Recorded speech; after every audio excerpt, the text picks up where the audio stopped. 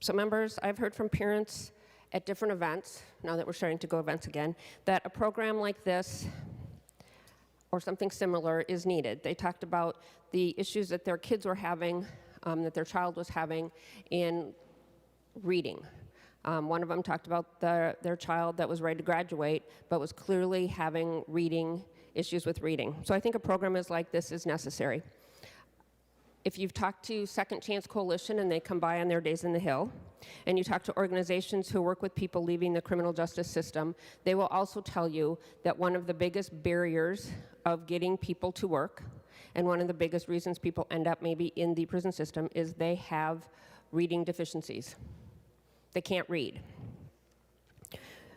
Talking to the Department of Corrections, they do have literacy programs and reading programs embedded into their adult education in prisons, but maybe we need more of this because it clearly is important. And if you can't read by third grade, kids are usually set off in a different pattern. If they can read by third grade, their ability to graduate and to achieve success is, the rate is much better.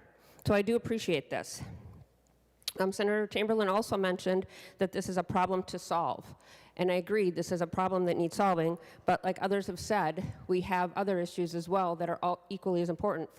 I've heard from parents across the state, I've gotten emails from parents in Bloomington and school board members from Farmington to Northville to Waconia to Wayzata, that they also want to fully fund special education. They said it is impacting their school district, it is impacting their budgets. So there are other things that we should be doing as well. But the goal and purpose of this bill is important because I said earlier, research shows that kids who can't read by third grade continue to struggle. I'm on the Housing Committee, and we have heard that housing stability improves education outcomes. We have programs, Homework Starts at Home, that help kids stabilize their housing so that they can go to school. Because when kids miss school, they fall behind. Kids can't learn if they aren't in school. So while this program is important, kids also need to be in school. As Senator Duckworth said, literacy is critical, and it does set us on a path for the future. But if the kids aren't in school, they don't learn. Only 8 to 10% of homeless and highly mobile students pass those MCAs, the tests that we give students. A 2018 Department of Human Rights report talked about suspension and expulsions in school. If kids are suspended, they are not in school, they're not learning to read. 31% of the population are students of color, yet 66% of suspensions and expulsions go to students of color. Students with disabilities comprise 14% of the student population, but they receive 43% of all suspensions. Students who are absent from the classroom are less likely to graduate and achieve success later in life. They don't learn to read if they aren't in school. I can go on. African American students were 8 times more likely to be suspended. American Indian students are 10 times more likely to be suspended. And students with disabilities are twice as likely to be suspended as their peers.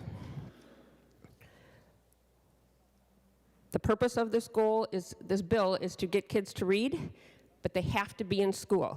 And with that, I have the A6 amendment. Senator Dziedzic moves the, pardon me, Senator, A6 is it? A6. Senator Dziedzic moves the A6 amendment. The Secretary will report the amendment. Senator Dziedzic moves to amend House File Number 4300 as follows. Page 5 after line 5, insert. This is the A6 amendment. To the A6 amendment, Senator Dziedzic. Thank you, Mr. President. Again, the Department of Human Rights report showed that suspensions are not consistent across the state and that we need solutions, not suspensions, so that kids can learn. Minnesota has exacerbated the problem by over-suspending and expelling kids of color and kids with disabilities. We need to be creative. This bill says that kids in kindergarten to grade 3 cannot be subject to dismissals. So it is very limited, and it is very limited to that time frame that is addressed in this bill where we want to get kids to read. We want kids reading by third grade. Order. For what purpose do you rise, Senator Johnson? Mr. President, I rise a point of order under 35.2. This relates to a substantially different subject. This bill is very narrowly tailored, and this clearly goes to a different subject.